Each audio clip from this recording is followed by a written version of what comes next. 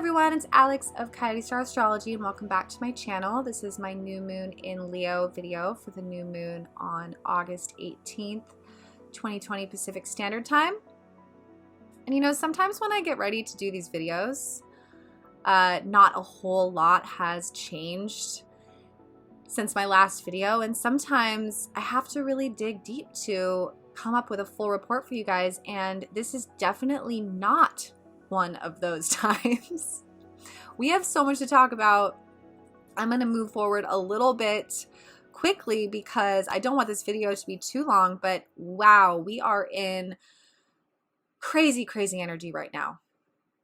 Crazy energy. And just before we launch into the new moon, I do want to announce something very exciting that I think many of you will be excited about. I have been asked for a very long time when I would begin to teach online courses for astrology. And I'm very excited to announce that I will be launching my first ever virtual astrology course during the new moon.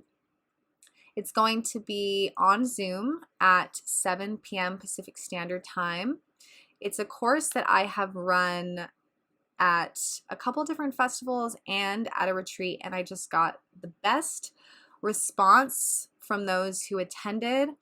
I think that this is a course that can deepen your knowledge of astrology no matter what level you are currently at within your studies. I will be leading participants through the journey of the 12 ancient archetypes, which is essentially the story of the hero's journey that takes our understanding of these signs and the characters that we traditionally assign to them to a much deeper psychological level. And this is really where I first fell in love with astrology. So I really like to ignite this passion and interest in other people as well. Because when I first got into astrology, I was like, okay, cool. I'm a Sag. I totally identify with what I read about the Sag sun. But why? Why does Sagittarius love to travel? Why is Gemini so talkative and curious? And this course is really going to give you the why and the logic behind the character traits that we assign to these archetypes. And once we go through this story and you get the full journey, these character traits stop seeming so random, and the whole process and these characters themselves become surprisingly intuitive. In other words, they'll start to feel sort of like friends, or in my case, like the greatest teachers I've ever had. And you start to really know them for yourself, which really accelerates your understanding of astrology, because then you can stop looking in books to figure out about these signs and you'll just know them yourself, which will make a lot more sense if you take the course. So I hope that some of you will be able to join me. If you're interested in taking this course, I'm putting my email up on the screen. That's coyotestarastrology@gmail.com, and I can give you more info there. But without further ado, let's carry on because we have a lot to discuss. And of course, we're going to be talking about the new moon, but we're going to be spending most of this video talking about these Mars square aspects, because regardless of this beautiful Leo energy that we have going on, honestly, I know some of you guys are like, I don't feel Leo whatsoever. Some people are really going through it, and it's because the predominant presence in the chart right now is Mars being squared by Jupiter, Pluto, and Saturn. And this can feel like almost more scorpionic and Aries energy than anything. If I could put a theme around this new moon, these times in general, and pretty much the rest of the year, the themes that I would want us to really hone in on would be checking in with the nature of our desires, which we're going to talk about a lot in this video. In other words, checking in with the nature of our motivations right now. Checking in with the ego. And also harnessing and aligning with dedicated efforts to do our own part to take personal responsibility in our own healing. especially while we go through these Pluto transits, because these Pluto transits are bringing up a lot of karma for all of us. And by taking personal responsibility for healing, we can really heal and strengthen our individual thread that aligns with the other threads of the collective, making up this beautiful tapestry that we call the human experience. So why are these energies feeling intense? Well, first of all, Mars came into direct exact square with Pluto on the 12th. We're very much still in those energies during the new moon on the 18th, and Mars will be coming into its exact square with Saturn. Let's break these down specifically. Well, as we discussed in the last video, when Mars is in Aries, it's very vital, it's very passionate. Mars is the ruler of Aries, so this is warrior energy. This energy wants to go to battle for what it wants. It does not want to be slowed down. It doesn't want to be told what to do. So positively, this can be get up and go energy. We can feel motivated. We can really feel like going after what we want, but we really want the independence to do just that. We don't want to be slowed down in any way, shape, or form. When Mars is being squared by Pluto, this is a warlike signature. I've been feeling this aspect is exact today, actually, while I've been doing this video. For me personally, I'm feeling this energy as this deep surge. It almost feels like lava coursing through my veins. It's really powerful. It makes me want to go run out and run up a mountain. It's conquer and destroy type of energy. And when harnessed positively, this is the type of energy that goes after goals with passion and precision. It can have us feeling more confident and more energetic. But because we're dealing with this square aspect, channeling these passions smoothly becomes challenging, because a square is a tense aspect. Pluto also deals with issues of power and control. When Pluto is being squared by Mars, he really does turn into this dark emperor, or like a dark pharaoh that's imposing his power on the sovereignty of people under his power. So we can be feeling oppressed by an external circumstance, an external authority figure, or we have to watch that we aren't unconsciously acting out unhealthy power dynamics and becoming that dark emperor in the presence of someone else's life, right? So this is where I bring in the theme around checking in with our ego. The ego is essentially the seat of the soul. Our ego is our personality. When you think of yourself and you think me, I am Alex, I am an astrologer, I have tattoos, I like this type of music. This is all the ego, right? It's the separation from everyone else. And the ego is great. It's not a bad thing. From an astrological perspective, it's literally the seat of the soul. The soul has chosen an ego and carefully constructed this personality structure to navigate through this life experience and call forth the experiences that this soul needs to have in order to evolve on its evolutionary path. However, keeping our ego desires and our ego personality in check and alignment with the highest good is sort of like one of the greatest challenges of life, right? Because there's a lot of temptation and there's a lot of distortion along the way. Aries scorpionic energies are very lower chakra. They're survival-based energies. So this is sex, money, power, safety, passion. It's very primal, it's very raw. And again, these are necessary desires. We need to have shelter, we need to have a way to sustain ourselves. Sexual desires are natural. However, when they get out of hand and when those desires take the driver's seat, when things get intense, these energies can get out of control. So one way that I feel we can balance these energies is by taking more time to align with the higher chakras. So heart chakra, third eye chakra, crown chakra. Heart chakra would be realigning with unconditional love and compassion.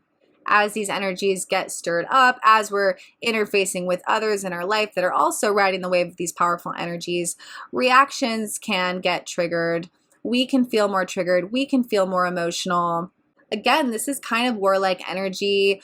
This is at its worst kind of like vindictive, volatile, abusive energy. So there can be a lot of that going around. So coming back into the heart space to diffuse any density there, coming up into the third eye chakra, really seeing beyond the Maya, seeing beyond the veil of illusion, and really aligning that with the crown chakra, which is that, of course, we're all connected. We're all one outside of these individual egos and these individual personality stories that we're all playing out. When we leave these bodies, we go back to source and we all become one again. So not getting too caught up in the story, not getting too caught up in this kind of animal, raw tenacity of these energies, and returning when we can to the higher frequencies of our mission. Remembering why we're even going after the things that we're going after in our life right now. So an example that I use in my daily life is when I sit down to do a reading, I always try to take at least a moment to tune in before I get on a call with a client. I have some Palo Santo right here. I'll actually light right now. I often light some sage or some Palo Santo. I'll light a candle. Sometimes I'll hold a crystal. I'll close my eyes and take a deep breath, and I'll feel, I'll anchor my energy, and I'll just realign briefly with why it is that I even do the work that I do. Realign. It's not to make money. Sometimes, when funds get low, you can get anxious and you can fall off of your mission, and you can feel this scarcity, or the survival mode can kick in. So no matter what's going on with me personally, I try to realign. Why is it that I'm doing what I'm doing? I'm not doing it to make money. I'm not doing it for success or recognition. I'm doing it because I love astrology. Really, I love astrology. To me, it is the most powerful tool that we have to access inner dimensions of ourself. It's the most powerful tool that we have to really connect with the often indescribable connection that we have to God. And for me, believe it or not, I was a huge skeptic of astrology before becoming an astrologer, and it really had to prove itself to me, and it did. And I have an overwhelming amount of love for this beautiful craft because it proved to me the existence of a higher power. Because whatever created this also created me. And there is a connection there. There's a thread that connects the soul to the divine through their birth chart. And to me, there's almost nothing more magical than that. So before I get on a call, I really realign to that passion. My heart, my third eye, my crown, and all of the survival-based needs. Because of course, also, this is what I do for a living. It helps me get my material needs met as well, but that's not why I do it. So as we stride forward into these energies, appreciating that Mars is igniting our drive and our goals and our passion in this life. And that because of the square from Pluto and Saturn, there's going to be deep lessons, many of them karmic, on the journey to achieve for the rest of the year. There's going to be an ebb and a flow of these energies. We are on a roller coaster from now until the end of the year. This is the first wave. And there's going to be some kind of struggle or challenge because of the square from Saturn. We're all on this ride together, but it's really training grounds for the ego and its desires. Because when we align our mission with spirit, doors fly open. Our needs are taken care of. That check comes in right when we need it to come in. That opportunity comes in at just the right time. We're connected with just the right person. So rather than struggling with the limitation of the world, we can find the deeper lessons of refinement by refining our connection and our relationship with spirit, which is, in other words, our highest self, right? And what I really like about this new moon is that it's a new moon in Leo, which is about rulership. Leo is the divine king or queen archetype. And it's forming this in conjunct to Pluto and Saturn, which is the dark dictator, the dark ruler. So in the chart, we have an interesting dichotomy of the Leo energy, which in its best possible expression is someone who rules their world fairly, who lifts others up, who encourages others to be the best version of themselves by leading by example. When you meet someone who embodies the true king or queen archetype, it is so obvious. You never forget that person. Often, it's someone who becomes what we could consider an idol, or someone who carries something we might admire. And it's rare. It's rare that a soul can be given a position of authority and wield it with grace.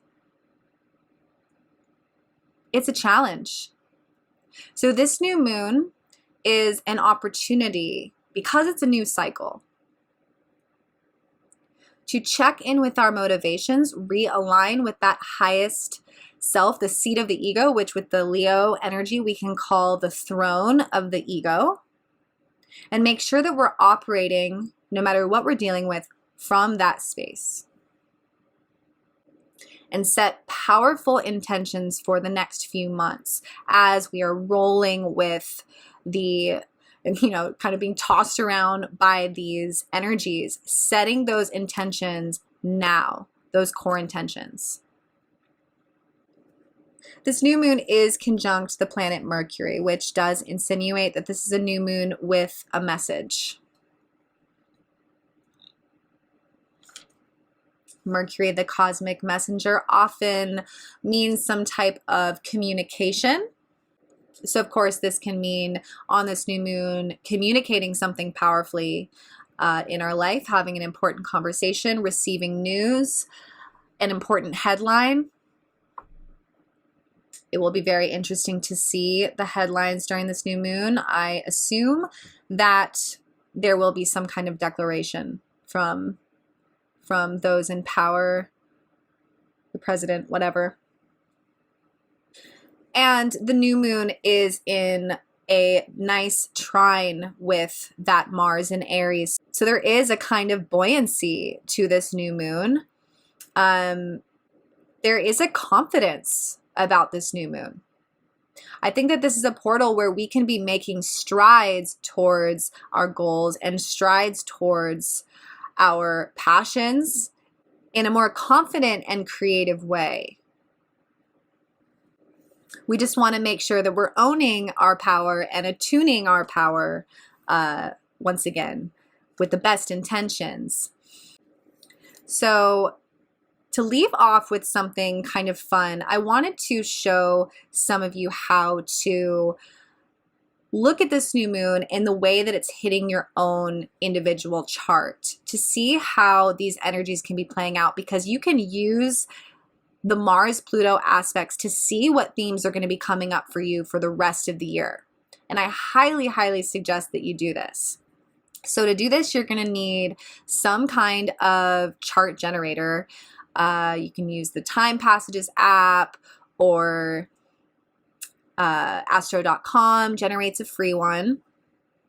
And what you're going to be looking for is finding transiting Mars and transiting Jupiter, Pluto, Saturn, and find out what houses this is falling into in your own chart. So not your Mars and your Pluto, Jupiter, and Saturn, but transiting Mars. So this should be found on the outside for most programs. So find transiting Mars, and whatever house Mars is transiting, this tells you where you will be experiencing this desire to passionately move forward. This is where you're feeling really driven. This is where you want independence. This is where your ego energies are really pointed and focused. But keeping in mind that this is where you can also get feisty. This is where you can get too aggressive, or where you can get into that kind of manic fight or flight energy. Then you want to look at where Saturn, Pluto, and Jupiter are grouped and check out that house. And this is the house where you're feeling the more concrete, dense, karmic, and work-oriented energies. This area of your chart likely feels like somewhat of a burden or potential obstacle, or where it can just feel like a lot of hard work. And this energy is what is challenging the intentions of where Mars is transiting.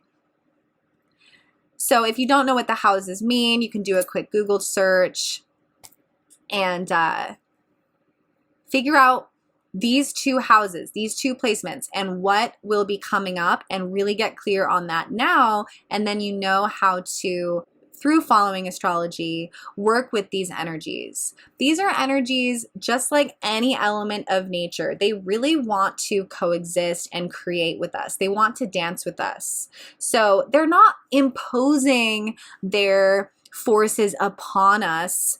Our free will is still preserved in this dance with astrology. I often describe it to my clients that they're creating cosmic weather patterns. So, you know, if it's raining or if there's a storm, it's still up to you to decide, should I grab a jacket or should I grab a swimsuit? We still have our free will. So the cosmic weather is looking a little stormy, and by looking at this area of your chart or by getting a reading, of course, you will kind of know, oh, what days are going to be a little bit more intense, what days are going to be moving forward. And before I go, I want to give you guys one more fun bit of information for the rest of your year. This is big, guys, so write this down. I want to tell you guys when Jupiter, Saturn, and Pluto are moving direct, because this is going to be big pivotal moments for all of us as a collective and individually. So these are the dates. Pacific Standard Time. On September 12th, Jupiter goes direct. So September 12th and a couple days on either side. September 28th and a couple days on either side. That's Saturn direct. In headlines, that's likely to be some kind of mandate or restrictive energy. And this one's big, guys. October 4th, first few days of October, that's Pluto direct. October 4th, Pacific Standard Time, that's probably going to be a power move or some secret coming to light, or I don't know. Those are the big, big days, and those are good days to look at with regard to big plans for goal-oriented projects and stuff that you guys have moving forward. Or if you've been experiencing a challenging situation and you're wondering when to expect big moves in that arena, look at those dates. Keep those in a notebook or whatever. And with that, I'm going to sign off, you guys. If you're interested in setting up a reading with me, I am taking readings at this time. I'm going to put my website up there on the screen. And I want to link you guys to my Instagram. I do a lot of astrology on my Instagram. If you don't already know, check out my Instagram stories as well, because I do a lot of daily astrology there. All right, you guys, thank you so much for tuning in and being a part of my channel. And I hope to see some of you guys at the virtual online astrology class. And again, you can email me at coyotestarastrology@gmail.com if you're interested in getting more information. All right, you guys, have a beautiful week and a beautiful new moon in Leo, and I will talk to you soon. Bye for now.